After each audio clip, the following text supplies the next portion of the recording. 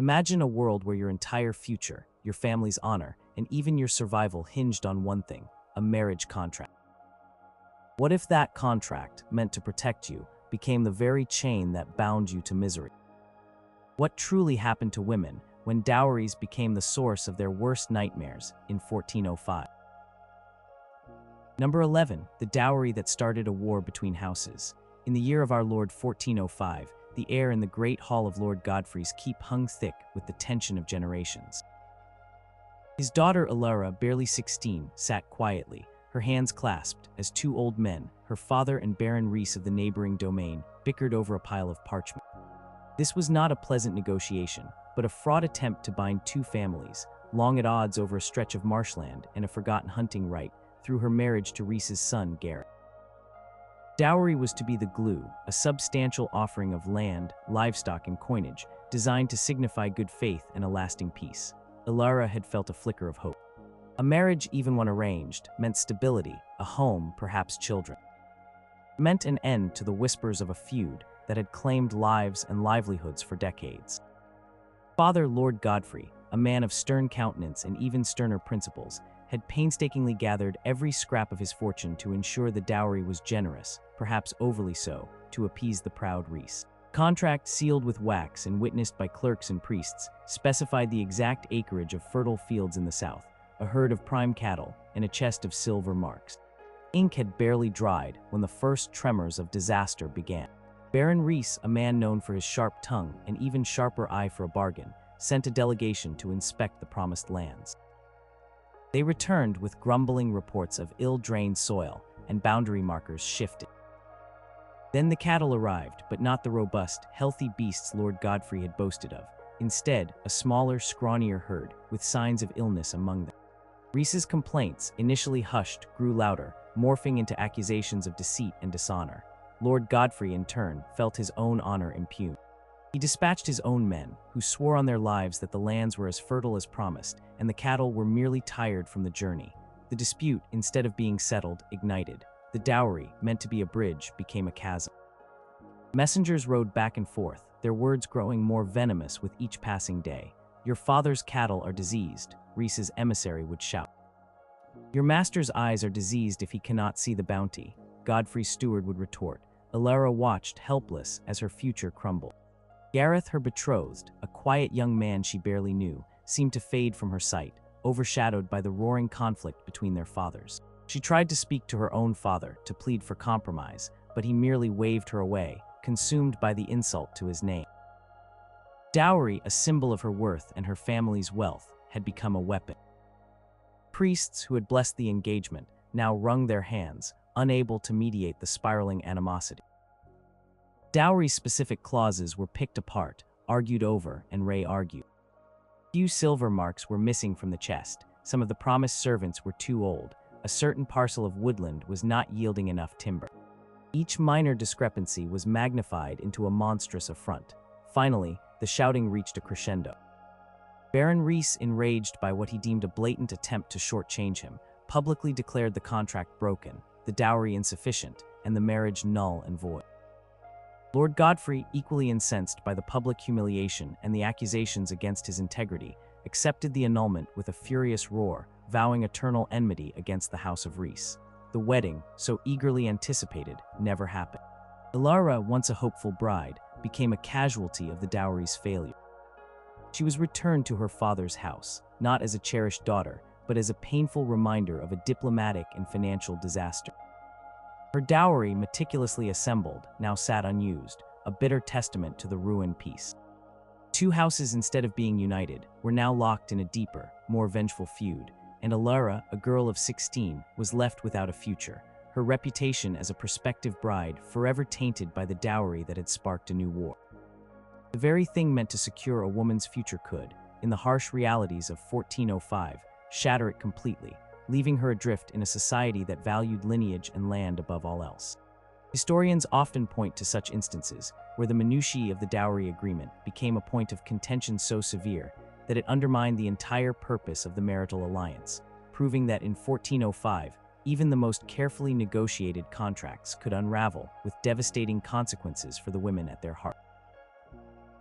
Number 10. The dowry forged, the truth uncovered. Agnes, a young woman of 20 summers, found herself caught in a terrible deception in the bustling city of Bruges, a hub of trade and intrigue in 1405. Family, once prosperous merchants, had fallen on hard times. Their fortunes had dwindled, their ships lost to storms, their warehouses emptied by clever rivals.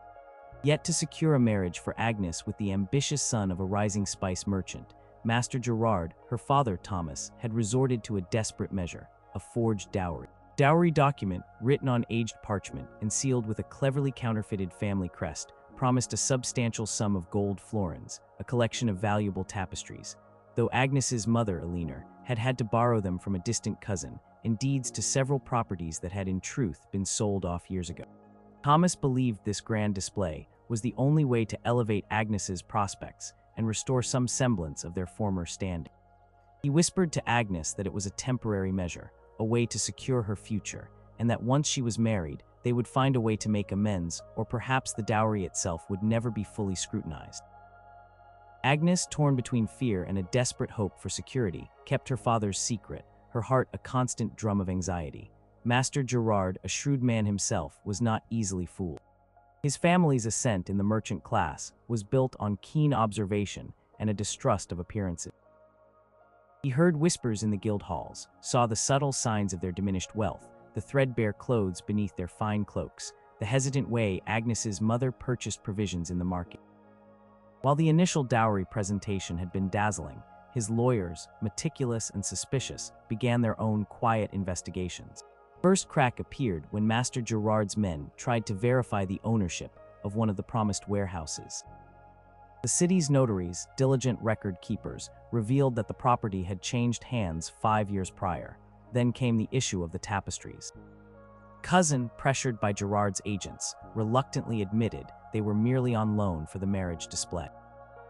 Gold florins, promised for delivery after the ceremony, were a sum Agnes's father clearly did not possess.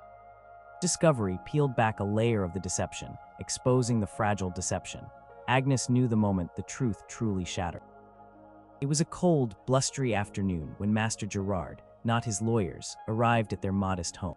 His face was a mask of cold fury, his usual jovial demeanor replaced by an icy contempt. He carried a stack of documents, each one a nail in the coffin of Agnes's hopes. He did not shout, his voice was low, cutting, as he laid out the evidence of the forgery.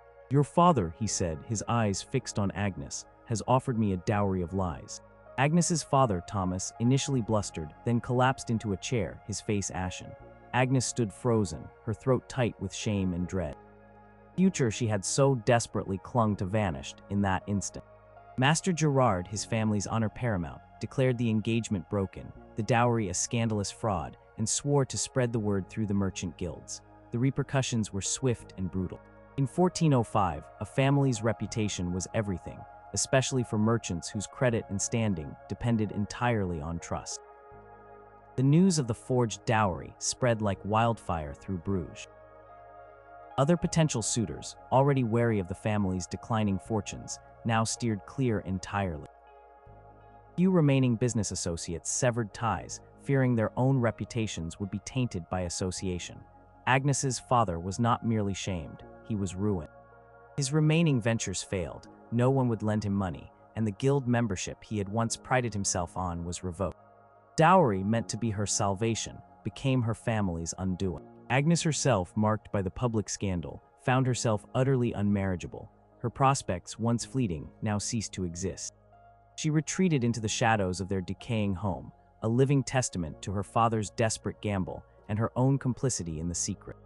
Her days were filled with quiet despair, knowing that her future, and the future of her family, had been irrevocably destroyed by a dowry that was nothing but a beautiful, treacherous lie. This tale, though fictionalized, echoes the very real dangers of a society where a woman's worth was so tied to her dowry that desperate measures, often with catastrophic outcomes, were sometimes undertaken. Records from the period show that while such outright fraud was rare, the intense pressure to provide a substantial dowry could push families to the brink of ruin, sometimes leading to the very public disgrace that Agnes and her family endured. Number 9. The dowry lost to legal loopholes.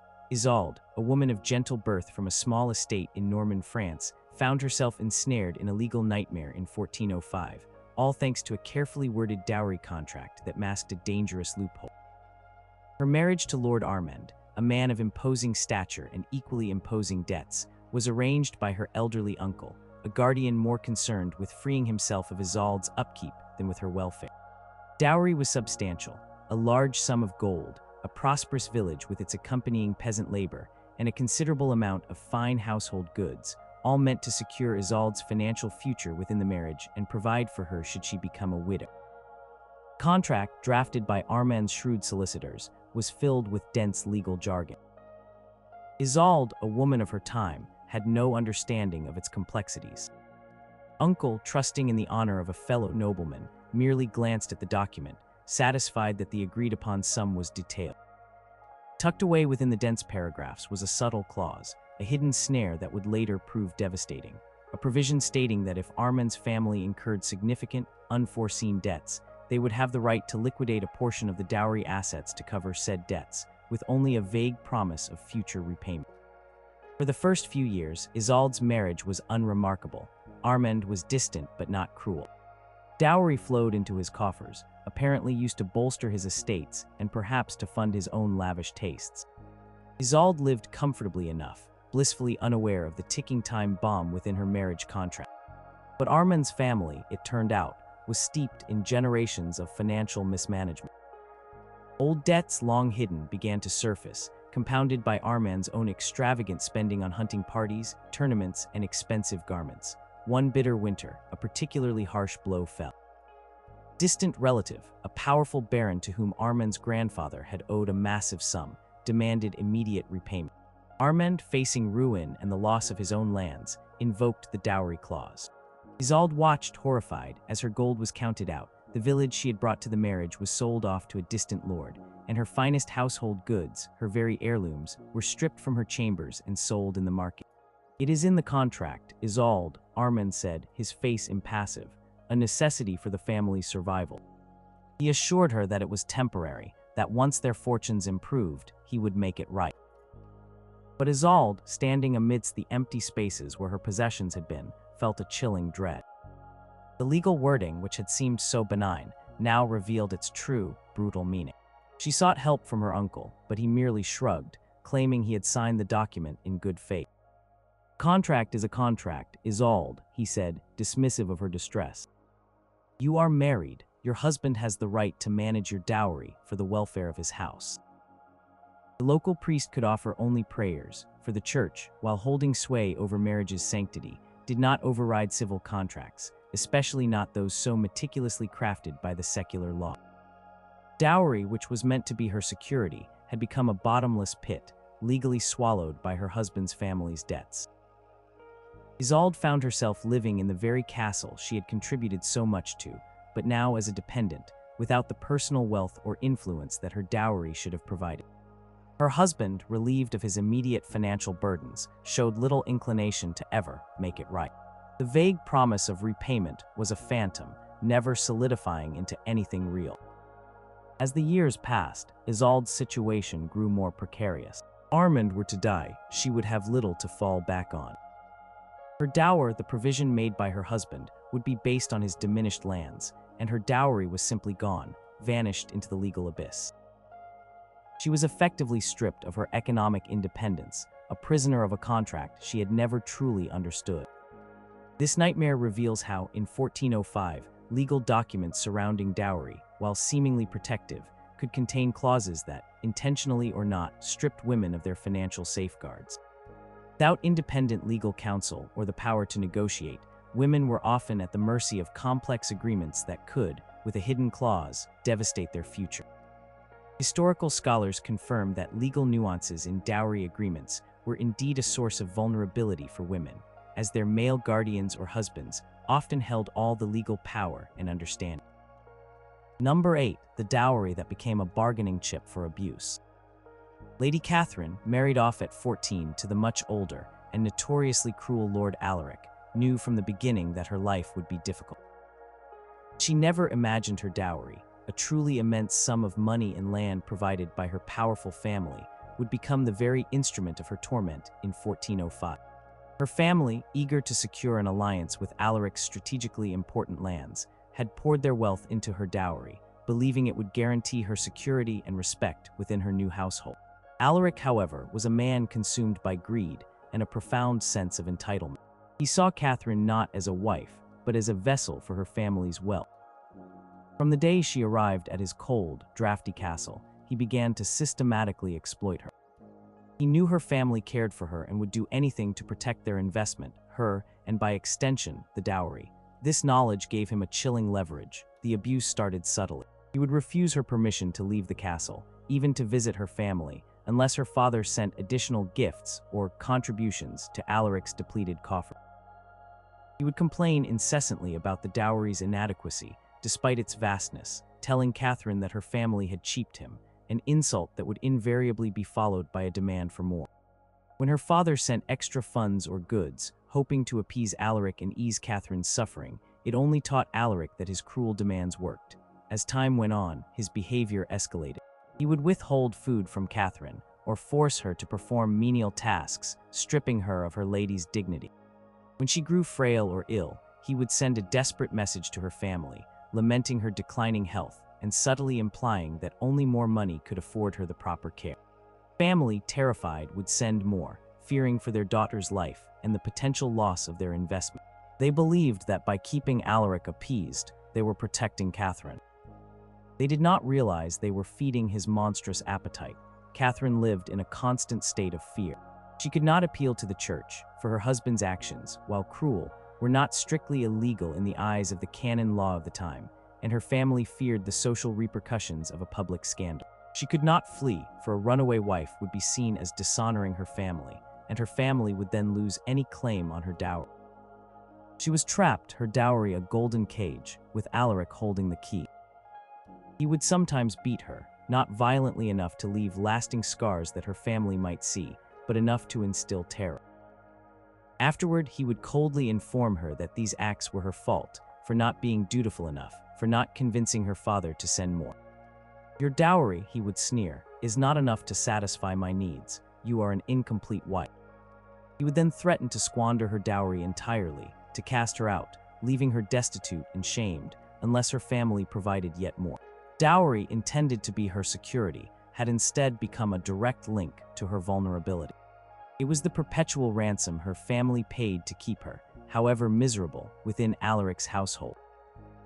Bound her to him, for divorcing him would mean losing the dowry entirely, a financial devastation her family could not countenance. So they continued to send what they could, and Alaric continued his systematic exploitation. Catherine existed as a shadow in her own life, defined by the value of her dowry and the demands it generated. She was a constant reminder of her family's wealth, used by Alaric as a financial weapon against them and against her. Her future was one of endless torment, bought and paid for by the very inheritance meant to protect her, a chilling example of how power and property could be warped to inflict untold suffering in 1405. This tragic narrative highlights how, in a deeply patriarchal society, a woman's dowry, meant to secure her place, could be leveraged by an abusive husband, turning a promise of security into a tool of control and coercion.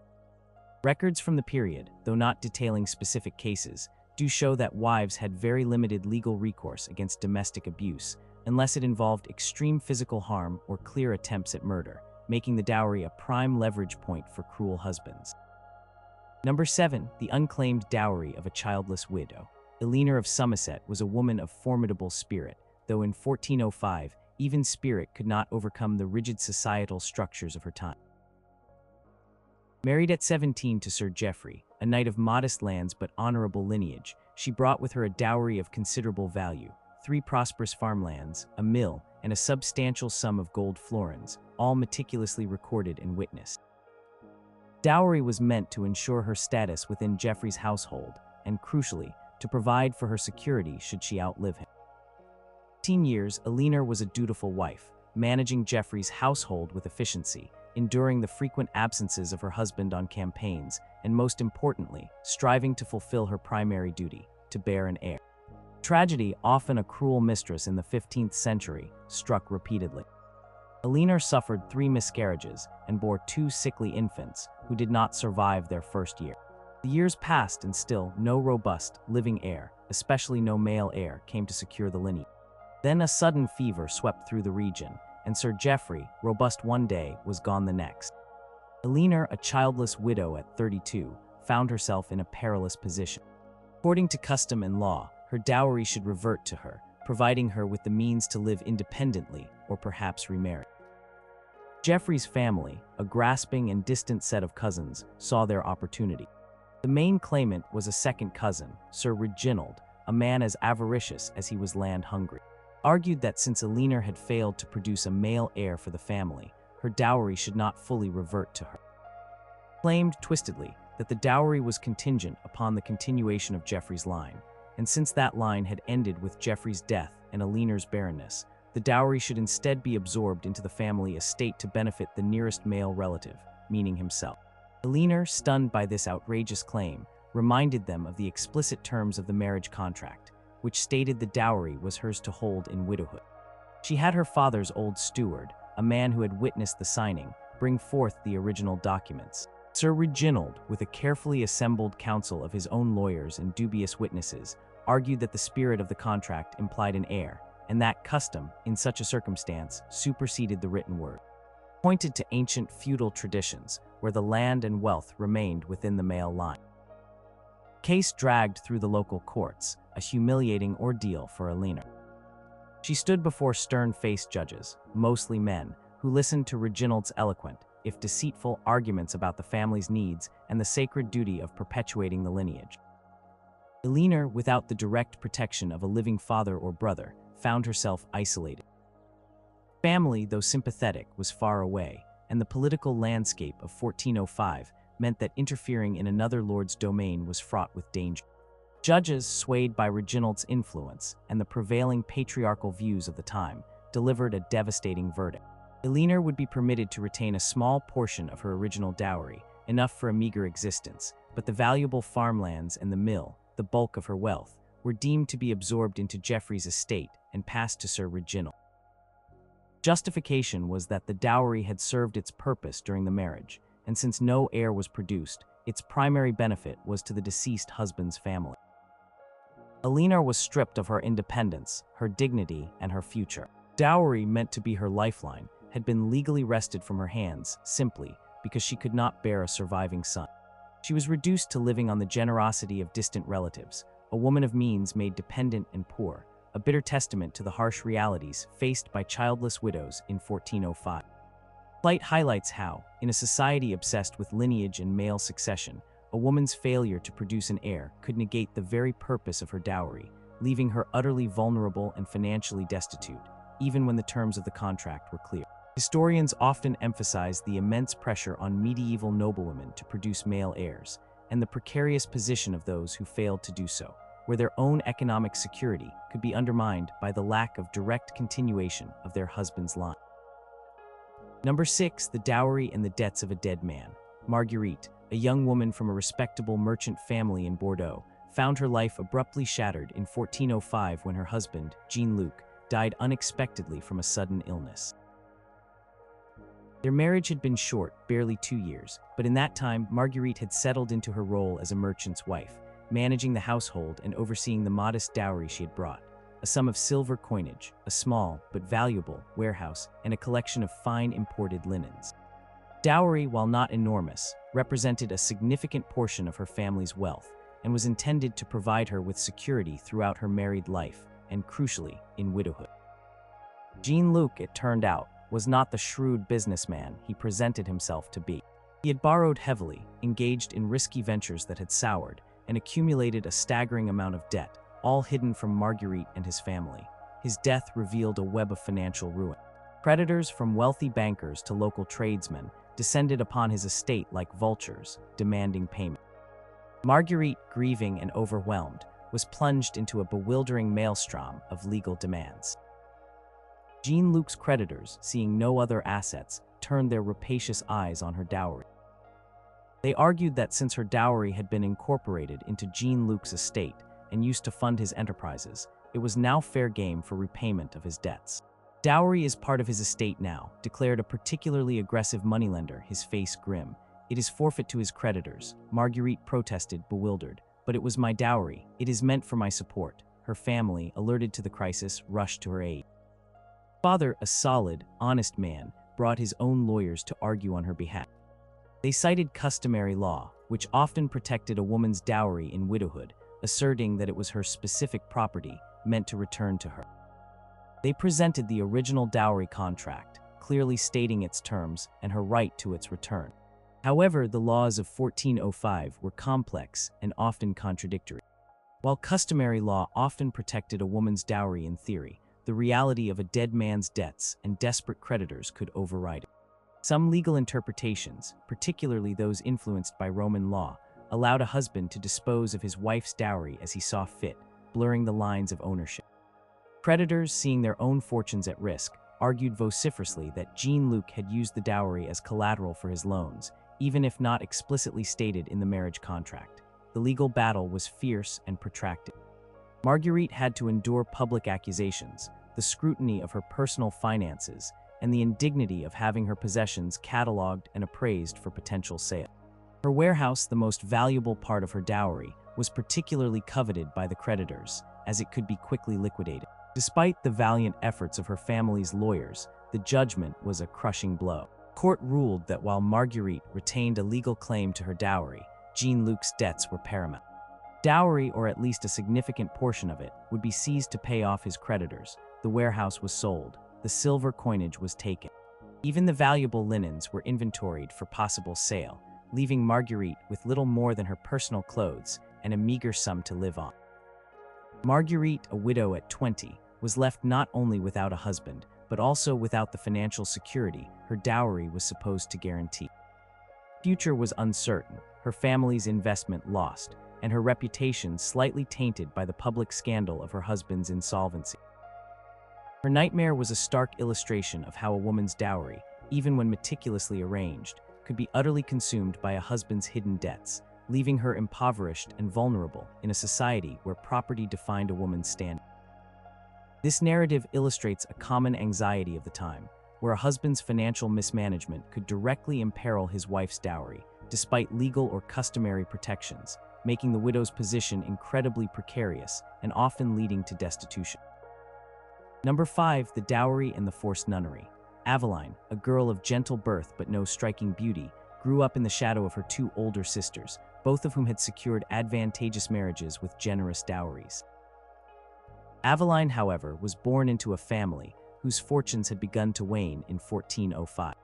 Father, a minor nobleman named Lord Robert, found himself with dwindling lands and a shrinking purse, yet still burdened with the responsibility of securing a respectable future for his youngest daughter. The problem was simple: there was no dowry left for Aveline.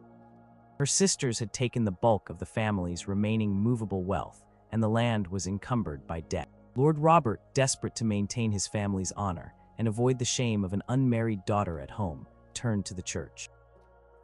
It was a common, if often resented, solution for families who could not afford a secular marriage dowry.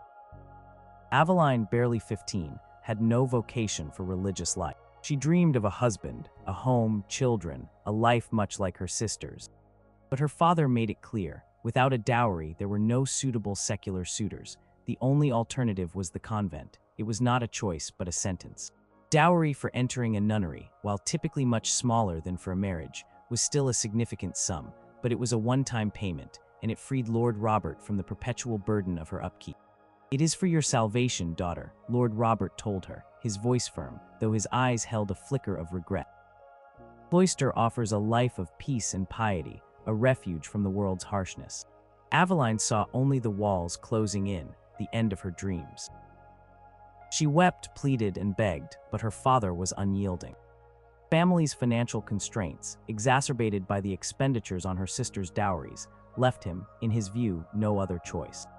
The day she entered the convent, Aveline carried not a bridal trousseau, but a simple wooden chest containing the few personal items allowed, and her heart heavy with silent protest. The convent walls were tall and cold, the routines austere. She was expected to shed her worldly desires, to embrace celibacy and a life of prayer and contemplation. But how could she contemplate God when her soul cried out for a life denied? Other nuns in the convent, women who had genuinely chosen their path, noticed her quiet despair, her lack of true spiritual fervor. Some offered solace, others gave her pitying looks. Aveline learned to perform her duties, to recite the prayers, to follow the rules, but her heart remained stubbornly earthly. She was a nun by circumstance, not by calling, a product of a family's financial desperation and a society's rigid expectations. Her nightmare was not one of abuse or legal battles, but of quiet suffocation. Dowry she did not have for a secular marriage had led her to a life she did not want. She watched her sisters marry, bear children, and manage their households, while she existed in a gilded cage, bound by vows she had not truly chosen. Her beauty, if she possessed any, was veiled, her potential for motherhood extinguished. Aveline's story is a stark reminder that in 1405, the absence of a dowry could dictate a woman's entire life, forcing her into a path she neither desired nor was suited for. Convent, often a place of true spiritual devotion, became for some women like Aveline a grim alternative to spinsterhood or an unmarriageable existence outside the walls, all due to the economic pressures of dowry. While some found peace and purpose within the cloister, for others, it was a life sentence imposed by the lack of financial means, a deeply personal tragedy that resonated through the quiet halls of countless convents across Europe. Historical accounts indicate that many women were indeed sent to convents not out of religious conviction, but out of financial necessity, as the entry fees were often more manageable than a marriage dowry, highlighting the economic pressures on families in 1405. Number 4, the dowry undervalued, the wife dismissed. Constance, a young woman from a respectable, though not immensely wealthy, landowning family, was married in 1405 to Lord Renaud, a man whose lineage was grand but whose actual fortunes had seen better days. Family, eager to secure this advantageous match, offered a dowry of considerable value, a large tract of forest, valued for its timber and game, and a chest of silver and jewels. However, Lord Renaud, a man steeped in cynicism and desperate for ready funds, had a different plan. From the outset, Renaud began to systematically undervalue Constance's dowry. He complained bitterly about the forest, claiming its timber was diseased and its game scarce, despite all evidence to the contrary. He hired his own surveyors, men beholden to him, who produced fraudulent reports stating the forest was worth a mere fraction of its agreed-upon value. He dismissed the silver as being of poor alloy and the jewels as common stones, despite their proven quality. Constance, confused and hurt, tried to defend her family's honor. "My father would never offer anything less than his best," she insisted to her husband, but Renaud merely laughed, a harsh, dismissive sound. "Your father," he sneered, "is a provincial lord who clearly knows nothing of true wealth. Or perhaps," he added, his voice chilling, "he thinks I am a fool." The true purpose of Renaud's scheme became clear only after the marriage. He had no intention of keeping Constance if he could extract more value elsewhere. Having formally accepted the dowry, he then used its alleged low value as a pretext to dissolve the marriage. He claimed that the dowry was so far below the promised value that it constituted a fundamental breach of contract, and that his family's honor had been irrevocably stained. He began to spread rumors through the local nobility that Constance's family was dishonorable, that they had tried to cheat him, and that the dowry was a paltry offering from a family of no true standing. He even publicly accused Constance's father of outright fraud. This was a devastating blow in 1405, where reputation was currency. Constance's father, Lord Bertram, was outraged. He dispatched his own lawyers and witnesses to Renaud's court, presenting meticulous records of the forest's true value, the purity of the silver, and the authenticity of the jewel. But Renaud, powerful and influential, held sway with the local judges. His fabricated reports and the whispers he had sown carried more weight than Bertram's honest arguments. Court, after a rigged process that lasted months, ruled in Renaud's favor. They declared that the dowry was indeed significantly undervalued, constituting a failure on the part of Constance's family to uphold their end of the marriage agreement. The marriage was annulled, and Constance was summarily dismissed from Renaud's household and sent back to her father. This was a catastrophe for Constance. She was no longer a fresh bride, but a returned wife, her reputation sullied by the public pronouncement that her dowry was insufficient and her family dishonest. Even though her father knew the truth, the stain of the annulment was impossible to remove. No other noble family would consider taking her as a wife, fearing the taint of dishonor and the precedent of a problematic dowry. Constance was left with no future outside her father's care, an unspoken burden, her dreams of a family and a household shattered by a man's greed and a dowry's deliberate undervaluation.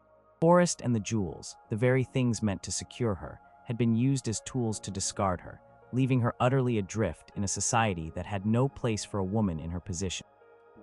This fictionalized account underscores the perilous position of women in 1405, where their dowry's perceived value could be manipulated, even outright fabricated, to serve a husband's selfish aims, leading to their brutal dismissal and lifelong social ruin. Historical practice confirms that disputes over the quality or value of dowry goods were not uncommon, and in a patriarchal legal system, such disputes could easily be leveraged against the wife and her family. Number 3. The dowry drained by the husband's waist. Isabelle, born into a prosperous burgher family in Paris in 1405, entered her marriage with a dowry that was the envy of many. A substantial sum of gold florins, several income-generating properties within the city walls, and a collection of exquisite household goods. Her husband, Master Pierre, a rising merchant, seemed a promising match, shrewd in business and outwardly respectable. Isabelle's family had poured a significant portion of their wealth into her dowry, believing it would secure her comfort and independence for life. For the first few years, all seemed well. Pierre expanded his trading ventures, and Isabelle managed their growing household. Slowly, imperceptibly at first, a change began to take hold. Pierre developed a taste for luxuries far beyond their means. He invested in speculative, risky ventures that promised immense returns but yielded only losses. He frequented gambling houses, squandering vast sums in the pursuit of fleeting thrill. Bought expensive clothes, patronized extravagant feasts, and lent money to dissolute companions who never repaid him. Isabelle, a diligent and practical woman, began to notice the depletion of their reserves. First, the income from her dowry properties dwindled. Then Pierre began to sell off parts of her dowry, starting with the less noticeable items, then moving to the more substantial ones. He would offer flimsy excuses, a sudden market downturn, my dear, or a temporary investment in a new trade route. He always promised the money would be replaced tenfold, but it never was. Gold florins vanished into the maw of his reckless spending. One by one, the income-generating properties were sold off, usually at a loss, to cover his mounting debts or fuel his next doomed speculation. Isabelle watched helpless as her entire financial security was systematically drained away, penny by penny, property by property, by her husband's heedless waste. She tried to reason with him, to plead for prudence. Here, she would say, her voice trembling, "My dowry was meant to protect us, to provide for our children. You are squandering it." He would grow angry, dismissive, or mock her concerns. "Woman, do you think I don't know how to manage my own affairs? Your dowry is my affair now. It is part of my fortune." Legally, in 1405, Pierre was largely correct. While the dowry was traditionally meant to return to the wife upon widowhood, during the marriage, the husband often had significant control over its management and disposition. Unless explicit clauses protected it, a wife had little recourse against a spendthrift husband. Family, though dismayed, could do little once the marriage was sealed and the dowry transferred. Intervene too aggressively would be to imply a desire for separation, which was a grave social disgrace. As the years passed, Isabelle found herself in dire straits. Her fine clothes were replaced by patched garments, her ample larder by meager provisions. Their grand house, once bustling, grew quiet as servants were dismissed. Here, his eyes haunted by his losses, became withdrawn and bitter, his once pleasant demeanor replaced by a simmering resentment that sometimes flared into anger. Eventually, the day came when almost nothing remained. Isabelle's dowry was gone, swallowed by Pierre's recklessness. Her future, once so secure, was now terrifyingly precarious. If Pierre were to die, she would be left destitute, with no means to support herself or her children, who were now growing up in poverty despite their mother's once substantial inheritance.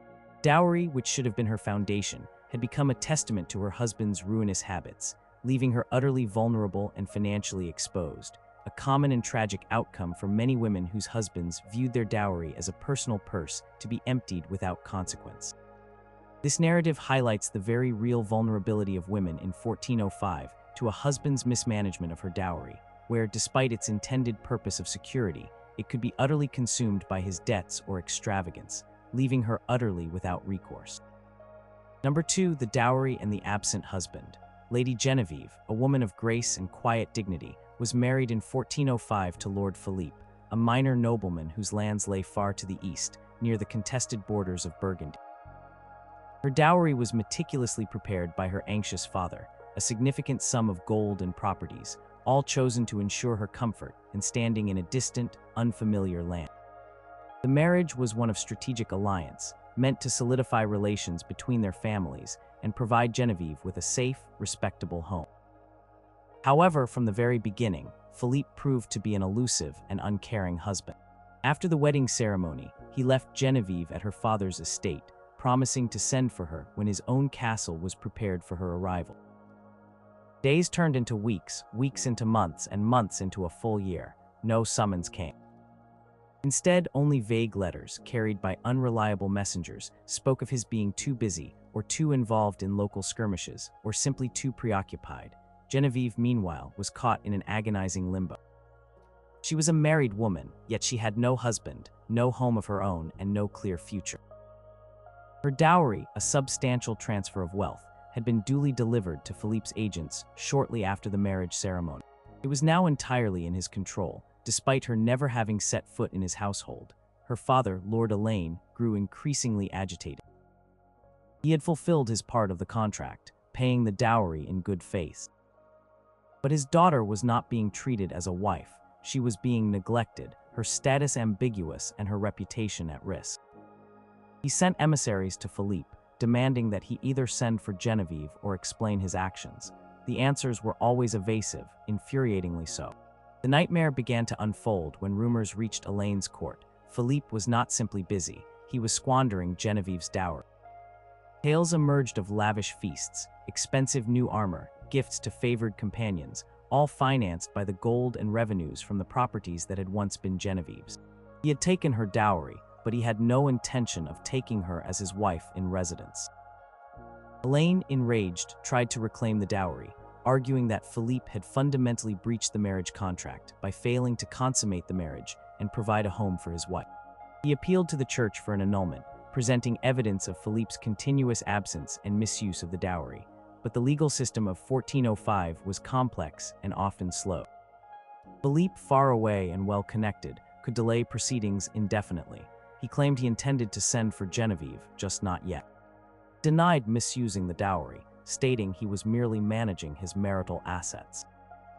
The church, while it might grant an annulment for non-consummation, was hesitant to do so quickly, especially if the dowry had already been transferred, as it created complicated property disputes. Genevieve lived year after year as a bride in name only, trapped in a cruel parody of marriage. She was bound to a man who ignored her, who consumed her dowry, and who left her in a state of suspended animation. She could not marry another, for she was already married. She could not reclaim her dowry, for it was legally in her husband's possession.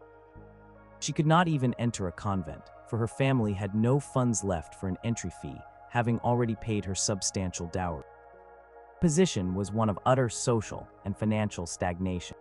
Her youth faded, her prospects vanished, all because a husband, having secured her dowry, chose to abandon his marital duties without formally ending the union. Her nightmare was not of a broken marriage, but of a marriage that never truly began, leaving her in a legal and social limbo, her dowry consumed, and her life utterly wasted by a man who treated her as nothing more than a source of wealth. This stark narrative illustrates a particularly cruel type of dowry nightmare, the husband who takes the dowry but abandons the wife, leaving her without status, security, or recourse.